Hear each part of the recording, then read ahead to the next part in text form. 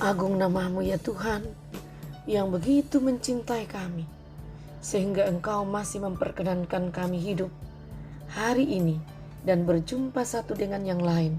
Kamis 18 Februari 2021. Sebelum kami melanjutkan dalam aktivitas kami mau menikmati perjumpaan dengan Tuhan di dalam doa dan firman-Mu, sekalipun sejenak. Mari kita bersyukur untuk itu.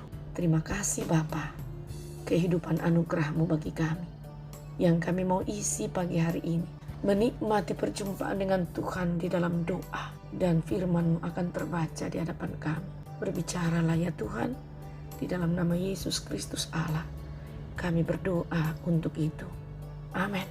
Saudara, firman Tuhan hari ini masih lanjutan hari kemarin, Daniel pasal 9 ayat 15 sampai ayatnya yang ke-19. Oleh sebab itu, ya Tuhan Allah kami, yang telah membawa umat-Mu keluar dari tanah Mesir dengan tangan yang kuat dan memasyurkan nama-Mu, seperti pada hari ini. Kami telah berbuat dosa, kami telah berlaku fasik.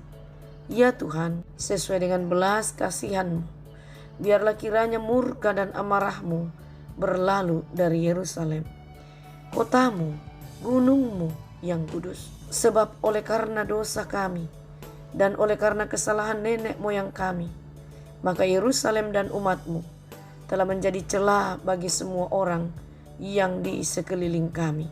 Oleh sebab itu, dengarkanlah ya Allah kami doa hamba-Mu ini dan permohonannya, dan sinarilah tempat kudus-Mu yang telah musnah ini dengan wajah-Mu demi Tuhan sendiri. Ya Allahku, arahkanlah telinga-Mu dan dengarkanlah, bukalah mata-Mu dan lihatlah kebinasaan kami dan kota yang disebut dengan nama-Mu, sebab kami menyampaikan doa permohonan kami ke hadapan-Mu, bukan berdasarkan jasa-jasa kami, tetapi berdasarkan kasih sayang-Mu yang berlimpah-limpah. Ya Tuhan, dengarlah. Ya Tuhan, ampunilah. Ya Tuhan, perhatikanlah dan bertindaklah dengan tidak bertangguh, oleh karena Engkau sendiri Allahku, sebab kotamu dan umat-Mu disebut dengan nama-Mu. Sampai demikian firman Tuhan, saudara, yang diperkenankan bagi kita membaca, mendengar, untuk kita hayati dan pegang bagi kehidupan kita hari ini. Tema yang mau kita renungkan, mohon pulihkanlah ya Allah. Saudara, konteks perikop kita adalah bangsa Israel masih dalam pembuangan di Babel selama kurun waktu 70 tahun.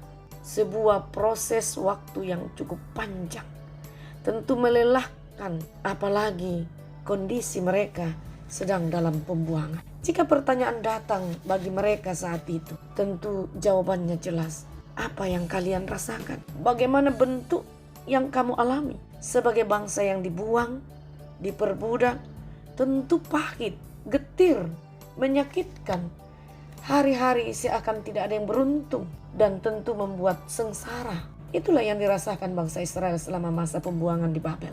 Nah, Daniel bergumul dengan situasi yang dialami oleh bangsanya. Ia tidak memikirkan dirinya sendiri, tetapi ia memikirkan bagaimana bangsa mereka, umat pilihan Tuhan yang membanggakan Allah, betapa mereka merindukan pembebasan itu. Karena itu, Daniel mengingat bahwa Allah yang mereka percaya dan sembah itu adalah Allah yang telah melakukan hal yang sangat spektakuler, yakni memilih dan menyelamatkan bangsa ini dari perbudakan di Mesir. Bukan dengan cara yang gampang, tetapi dengan cara yang sangat tidak mudah, membutuhkan waktu yang panjang.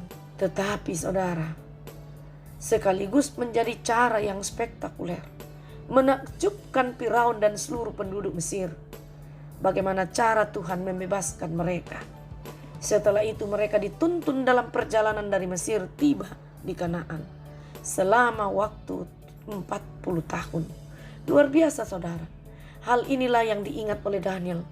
Sehingga dalam kondisi Tuhan menyatakan murka bagi bangsa ini melalui hukuman di Babel, Daniel tetap yakin bahwa Allah yang sangat menyayangi mereka, yang telah memilih tersendiri dan menjadikan mereka kebanggaannya, bahkan membebaskan dari perbudakan itu, pasti tidak akan tega menyatakan murka supaya mereka binasa. Karena itu Daniel mau mohon ampun dan memohon kemurahan kasih sayang Tuhan sekali lagi untuk memulihkan kondisi bangsa ini dari pembuangan Babel. Dan Daniel sangat yakin bahwa Allah pasti mau mengampuni mereka dan ia sebagai satu bangsa, yaitu umat Tuhan Israel. Yakinlah Daniel bahwa Tuhan mereka yang agung itu, yang berkuasa itu, memiliki kasih yang tidak terbatas. Karena itu ia tersungkur memohon kepada Allah untuk meredakan murka Allah kepada bangsa Israel. Ketika itu Daniel memohon agar Allah kembali mengasihi milik pusakanya, yaitu bangsa Israel. Ayat 16 dan ayat 17 perikop kita. Luar biasa yang dikatakan bahwa ya Tuhan, sesuai dengan belas kasihan-Mu, biarlah kiranya murka dan amarah-Mu berlalu dari Yerusalem, kotamu, gedung-Mu yang kudus. Sebab oleh karena dosa kami dan oleh karena kesalahan nenek moyang kami, maka Yerusalem umat-Mu telah menjadi celah bagi semua orang yang di sekelilingnya. Oleh sebab itu dengarkanlah ya Allah kami doa hamba-Mu ini dan permohonannya, dan sinarilah tempat kudus-Mu yang telah musnah ini dengan wajah-Mu demi Tuhan sendiri. Luar biasa ungkapan iman dari Daniel ini. Ia yakin Tuhan mendengar karena Allah itu penuh kasih pengampunan. Kisah Daniel mengajak kita, sesungguhnya saudara, dalam konteks kita masing-masing, tidak hanya berbicara ajakan ke Tuhan kepada bangsa Israel pada saat di pembuangan, tetapi bagi kita dalam penderitaan kita masing-masing, dalam pergumulan kita, dalam kesengsaraan kita, yang jelas saudara, sebagai manusia, sebagai umat Tuhan, kita pernah mengalami tekanan, penderitaan, dan kesengsaraan, baik yang kita tidak sangka maupun mungkin cara Tuhan memperkenankan itu sebagai gambaran kasih-Nya dan kuasa-Nya bagi kita. Yang jelas itu pahit, tetapi jangan sampai penderitaan dan kekuasaan itu yang menekan kita lalu membuat kita putus asa, lalu mencari Allah yang lain, atau menyimpulkan bahwa Allah tidak mengasihi kita. Di manakah Engkau ya Tuhan? Engkau meninggalkan kami? Tidak. Jangan pernah cepat putus asa. Jangan cepat berkesimpulan bahwa Tuhan tidak mendengar doa kita. Tuhan tidak mendengar jeritan kita.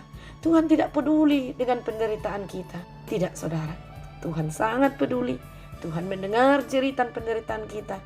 Tuhan hadir di tengah-tengah pergumulan itu. Tuhan ada dan berkuasa. Dia tidak diam dan menutup mata, tetapi Dia berkarya. Bukti ketika kita masih diizinkan ada, melewati masa-masa penderitaan itu, masih diizinkan ada sampai saat ini. Terkait dengan masa pandemi COVID, selama kurang lebih 1 tahun ini, kita masih ada, menyaksikan semuanya ini, melewati semua ini. Ini adalah bukti bahwa Tuhan tidak menutup mata dan berlipat tangan, tetapi Tuhan berkarya dan bertindak serta menyertai kehidupan kita. Karena itu, jangan pernah putus asa dan jangan pernah mendua hati kepada ilah-ilah yang lain. Lihatlah penderitaan, duka, kemalangan yang terjadi itu adalah cara Tuhan mau menyatakan kehadirannya dan kuasanya bagi kita. Sekali lagi, di balik pergumulan itu, Tuhan pakai sebagai bukti penyertaan Allah nyata bagi kita, sehingga kita boleh masih ada dan berjumpa sampai saat ini. Ketika kita mengalami semuanya itu, tidak membuat kita tidak mampu memuji-muji nama Tuhan, bersyukur kepadanya. Kita tetap bersyukur sekalipun penderitaan dan tantangan itu masih ada. Yang jelas Tuhan telah mempersiapkan satu proses pemulihan yang pasti, tetapi waktunya berbeda dengan pikiran kita, berbeda dengan ukuran kita. Tuhan sangat mengasihi kita. Dahulu, sekarang, sampai selama-lamanya kita tetap menjadi miliknya yang berharga, yang membanggakan Dia. Karena itu Dia akan menjaga kita, Dia akan menyertai kita, Dia akan memberkati kita sebagai jaminannya bagi kita. Tetaplah mencari Tuhan di dalam segala perkara hidup kita, baik waktunya maupun tidak baik waktunya. Dia tetap menyertai kita, mengasihi kita. Dan karena itu kita pun tetap mencintai Dia dan mengandalkan Dia. Sehingga jelas dalam kehidupan kita tidak ada yang bisa menggeser posisi Allah bagi saya dan saudara. Dia tetap idola kita, sumber kekuatan hidup kita sekarang ini sampai selama-lamanya. Amin. Terima kasih Tuhan, kami telah berhenti merenungkan firman-Mu. Biarlah menjadi rema yang terus berbicara bagi kami. Kekuatan kami dalam pekerjaan, dalam rencana, bahkan usaha. Perkara Tuhan yang selalu jadi dan pasti menjamin. Ya Tuhan, kami berdoa untuk seluruh keluarga kami, di mana saja dalam segala keadaan. Tuhan pantau dan menyertai mereka. Begitu pula para orang tua kami, di dalam keterbatasan mereka. Kasihilah Tuhan. Kami teringat bagi mereka yang menderita karena sakit penyakit. Sembuhkanlah Allah, pulihkan keadaan mereka. Nama-Mu tetap ada pada diri dan hati mereka. Kami teringat bagi mereka yang berduka. Hiburkan Tuhan, tenangkan pikirannya, mampukan mereka berjalan, bangun di dalam ketertekanan duka itu. Dan mereka yakin bahwa Tuhan sangat dekat dengan mereka melalui peristiwa-peristiwa itu. Kami berdoa untuk pemerintah dan bangsa kami. Engkau berkati mereka semua Tuhan dalam melakukan kepemimpinan berkenan di mata Tuhan. Sehingga di tengah-tengah kehidupan bersama, nama Tuhan tetap dikenal dan dimuliakan. Begitu pula saudara-saudara kami dalam keadaan sukacita karena hari ulang tahun dirinya, momen yang penuh cerita yang menggembirakan. Tuhan lengkapilah sukacita mereka, besertalah mereka, dan nama-Mu tidak dilupakan dalam hidupnya. Mereka tetap bersyukur kepada-Mu. Seluruh kehidupan kami Tuhan, hari ini kami bawa di dalam tangan Tuhan yang berperkara. Ampuni dosa kami. Di dalam nama Tuhan Yesus kami berdoa. Amin.